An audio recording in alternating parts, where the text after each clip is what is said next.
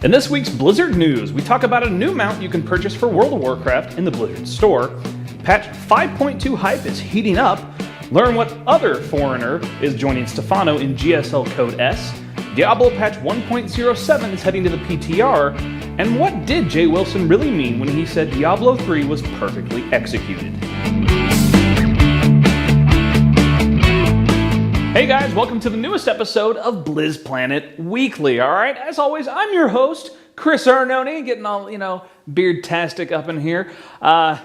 So, let's get right into the weekly news roundup for World of Warcraft.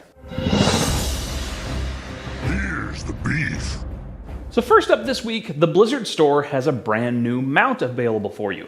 It is called the Swift Windsteed. All right, so it looks like a cross between Rudolph the Rednose reindeer and a goat. And it flies around on a cloud.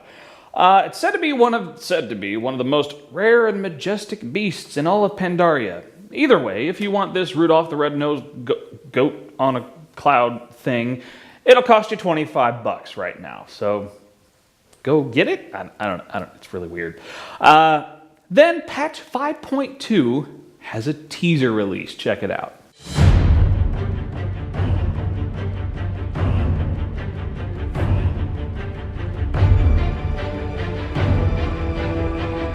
Earlier this week, Blizzard released a teaser video of what we can expect to see visually in patch 5.2.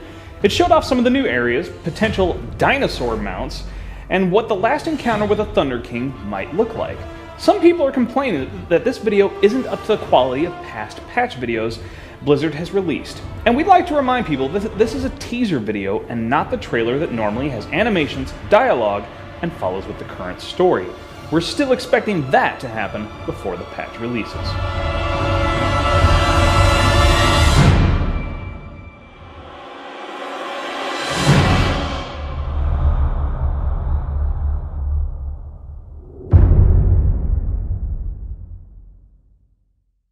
All right, pretty cool. Now let's talk raids, all right? So for those of you who've been grinding it out and looking for raid, got some good news, all right? So the loot drops for LFR looking for raid will increase for non-5.2 raids.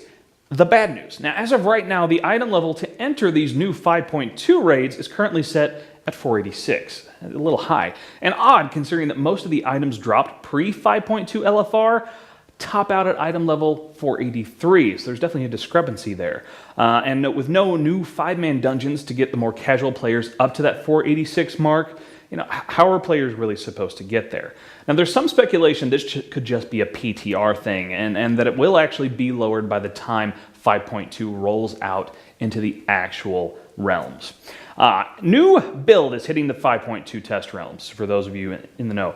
Now, Orgrimmar and Stormwind finally have made some construction progress. Now, this has been ongoing for a long time. For those of you who have been complaining about the contractors that both Stormwind and Orgrimmar purchased to help rebuild their cities after Cataclysm, people felt like it did massive damage. It's just really been way too long getting done, and now it is finally finished. So, in patch 5.2, you will no longer see the post-Cataclysm damaged cities. They have been rebuilt anew. All right, cool stuff going on in World of Warcraft. Let's talk StarCraft 2.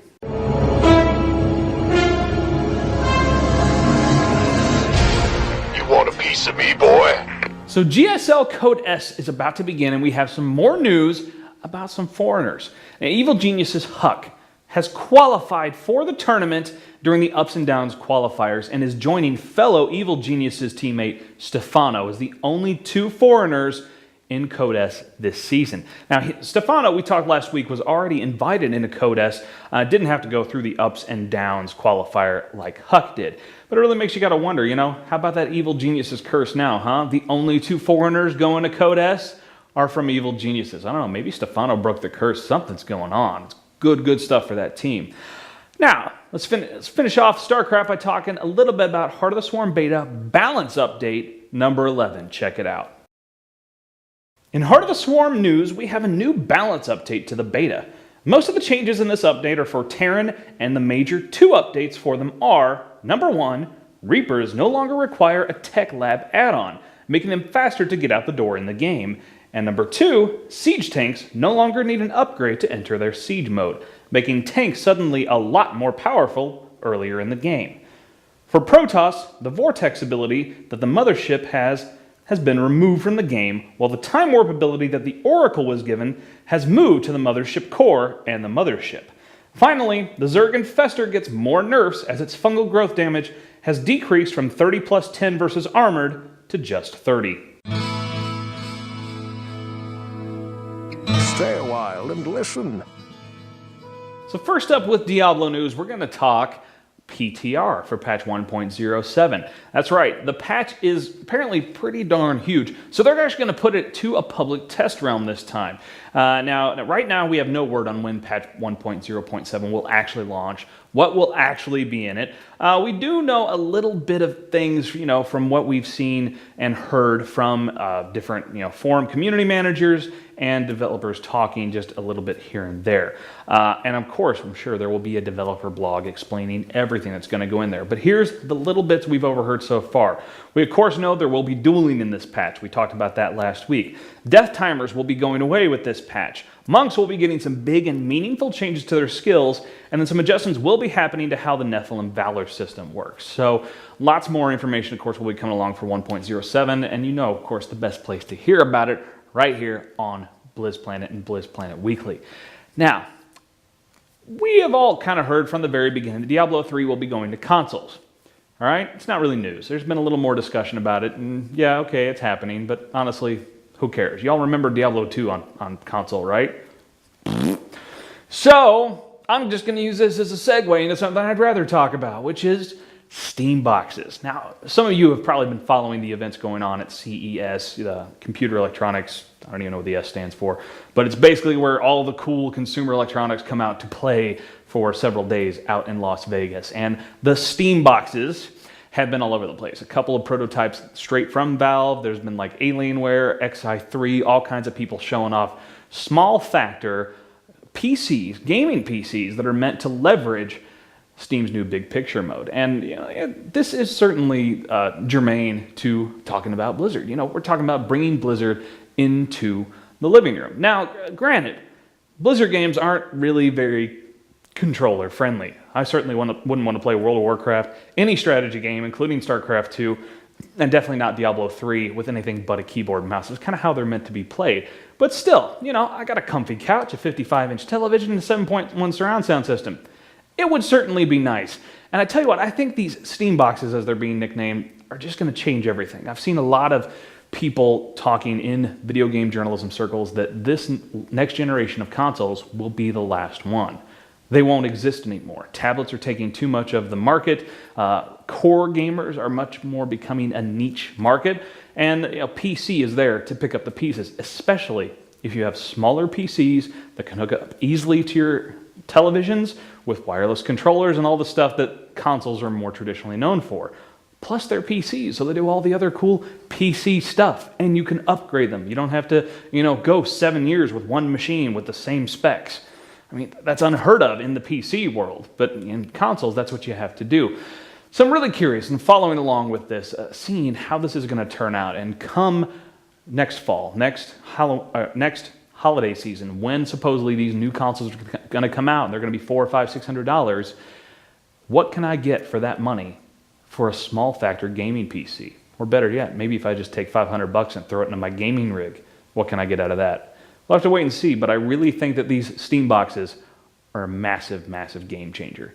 And who knows, maybe the console adaptation for Diablo 3 will also translate into a controller-friendly interface for the PC version. Not that any of us would want to use it, but there you go. So, let's get off of Diablo and talk about some other news. First off, the Art of Blizzard art book. Check it out. Cinematic director Nick Carpenter tweeted this week in a sneak peek at the upcoming Art of Blizzard book being released by Insight Editions. The book is a huge, epic volume of art and behind-the-scenes insights. The art is provided by Blizzard's own Nick Carpenter, Sam Didier, and Chris Metzen, who have each played important roles in shaping Blizzard's game universes over the years. The book is a massive 376-page hardcover and releases on January 29th with an MSRP of $75, but you can pre-order on Amazon for about $45. This upcoming weekend, Blizzard and Insight Editions is holding an art gallery for the Art of Blizzard that will be open to the public. The event takes place on January 12th from 7 to 11 p.m. local time at the Gallery Nucleus in Southern California. The event only costs $5 to enter, and costume guests get in for free. You can also purchase advanced copies of the book there as well. And just so you know, BlizzPlanet's own DJ Tyrant will be at that event. He'll be taking some pictures, taking some video, doing some interviews, and making sure you all get the lowdown on that awesome event for that book launch. Now, let's talk about Activision's Bobby Kotick, all right? Now, most of you are familiar with the hierarchy of things, all right? It is Activision Blizzard.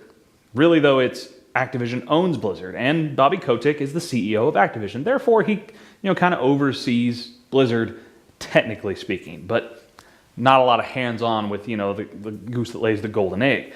But recently what happened is IGN published an article about how to not get your hopes up for movies based on video games, specifically Call of Duty. And Activision CEO Bobby Kotick actually came out and he said in a recent interview that the company has no interest in creating a movie based off the Call of Duty series. And he was also quoted as saying, all right, movies based on video games rarely please devoted fans and could taint the brand. All right, personally, I'm impressed. It always seems to me like Activision is the kind of company that they milk their cash cows until they bleed and they're dried up and done. I mean, look at Guitar Hero, look at Tony Hawk. I mean, they will just beat a franchise into the ground. It looks like they're setting up and getting ready to do it with The Walking Dead, for that matter. The Telltale game was awesome, but now, Activision's looking at it going, ours. But we'll see how that goes. So I'm really surprised that he's taking this move. He's worried more about the brand's recognition and the brand's identity than trying to make more money off of it with a movie. So that's really curious. But here's where it really comes in. You're talking, this is BlizzPlanet. Where does this come in? Well, being under that same umbrella, there's been talk about a World of Warcraft movie. And before you're like, oh, that's never actually going to happen, please. They've been talking about that thing for years. Keep a couple things in mind. First off, Chris Metzen spoke about the progress of the movie very recently, and Nick Carpenter has openly talked about working on it recently on Twitter. All right? This thing is happening. They are making it happen. Who knows when? I mean, that's kind of Blizzard's MO. It's ready when it's ready. And you can certainly expect that of the movie as well. But this thing is happening, but that still falls under this umbrella. So how does that, what does this mean for Blizzard making movies? Honestly, we're thinking not much. As I've said before, really, Activision owns Blizzard, but you don't mess with the goose that lays the golden egg. When they bought Blizzard, Blizzard already had some really successful franchises. I mean, Blizzard just sort of prints money. They make video games, people buy them by the millions, in droves. I mean, there's still, more than 10 million people playing World of Warcraft, which means there's more than 10 million people who are paying roughly $15 a month. That's $150 million a month, okay? Just coming in. Now granted, yes, there are expenses. They're developing Titan. They're constantly working on the games they have to improve them, to make expansions, all of that stuff. But nevertheless, Blizzard knows how to make money. I guarantee you, Mike Morhaime is not hurting for cash. Now, there's also a huge difference between Call of Duty and World of Warcraft if we're talking movies. I mean, honestly, Call of Duty isn't about characters. It's not about story. In fact, there's two stories going along between the two different studios that make the games. But there's a big chunk of people that just buy Call of Duty and play with their friends. Call of Duty is about community. That's why it sells more than 20 million units every single year. It's about groups of friends that play together. When the new one comes out, they all go to the store at the same time, buy the new game, jump online, and start playing. There's a big swath of people that never even touch that single-player campaign. There's a big chunk of people who wouldn't even know who Ghost is in the Modern Warfare series and have probably played Call of Duty for hours and hours on end. That's just how it is. But the Warcraft universe is not the same thing. There is just so much content, so much story. It's been in different games, printed novels, comic books, all sorts of things. There's all sorts of cool characters, neat stories. For instance, how cool would it be to see the story about how Arthas becomes the Lich King from Warcraft 3?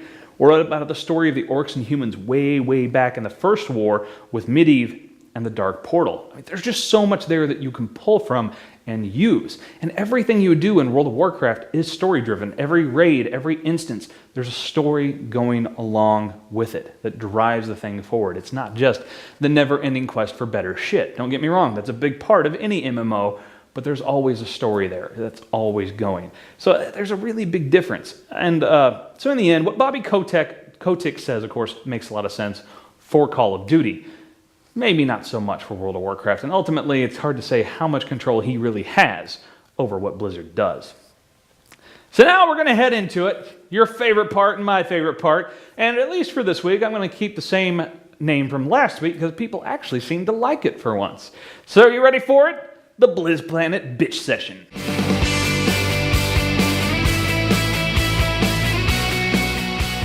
So now, let's go back in time a little bit, okay? Back before Diablo 3 came out. That's right. Sorry, my cameraman was totally making that. I had to. Anyway, so this is back in May. GameSpot had an interview, like May of, like last 2 years ago now, I guess, before Diablo 3 came out.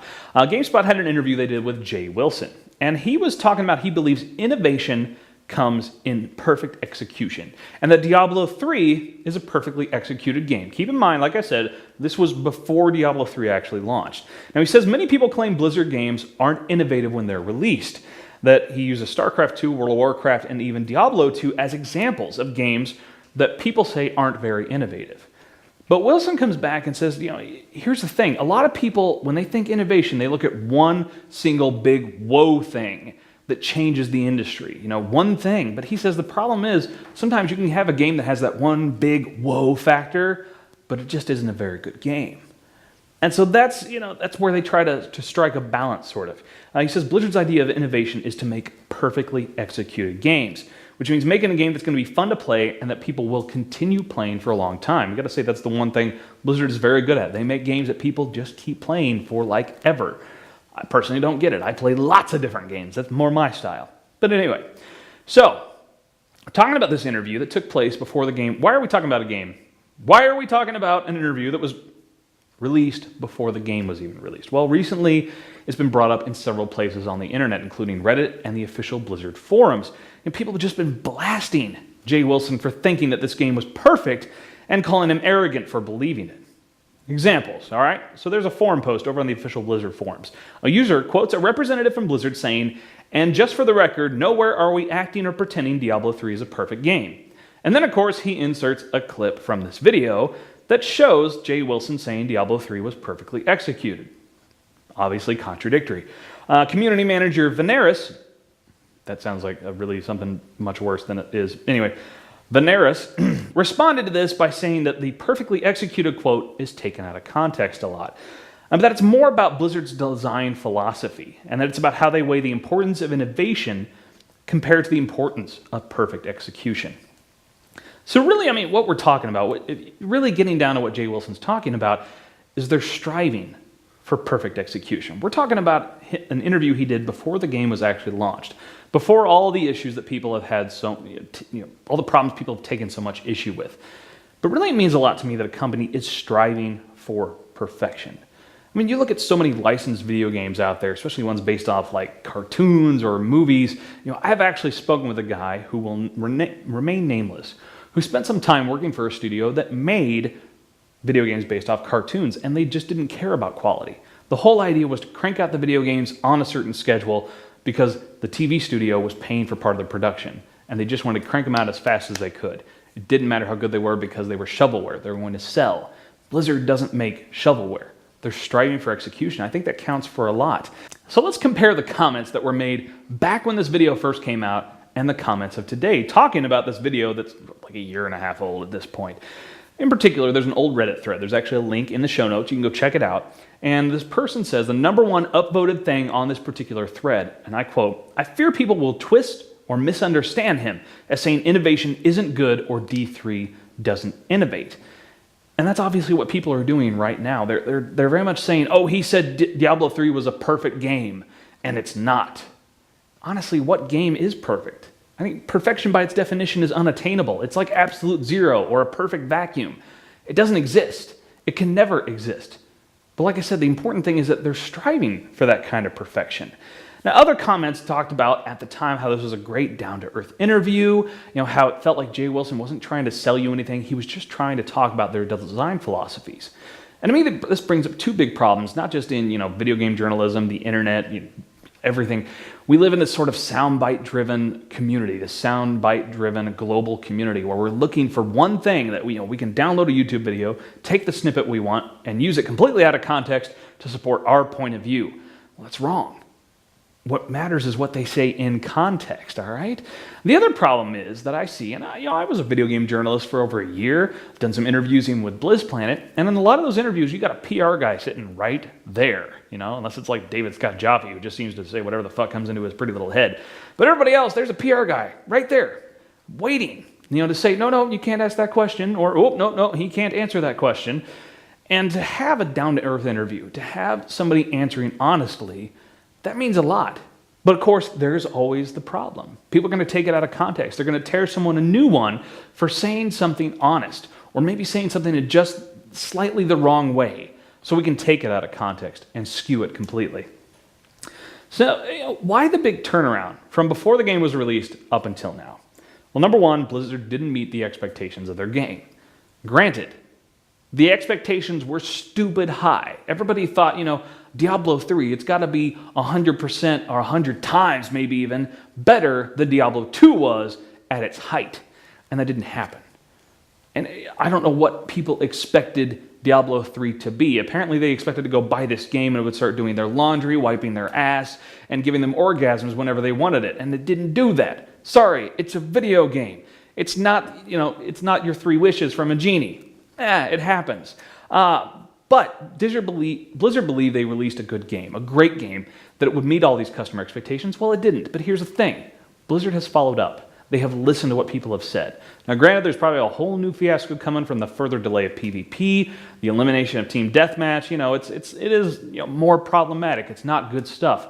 But Blizzard keeps trying. They keep trying to perfect that game. They're striving for perfection. And that's what should really be important. Blizzard made some mistakes with Diablo 3. Don't get me wrong. They're maybe making more with PvP. And Jay Wilson has made some PR blunders. After all, he was the one who went through that whole recent thing with the whole "fuck that loser" comment about the guys who made Diablo 2.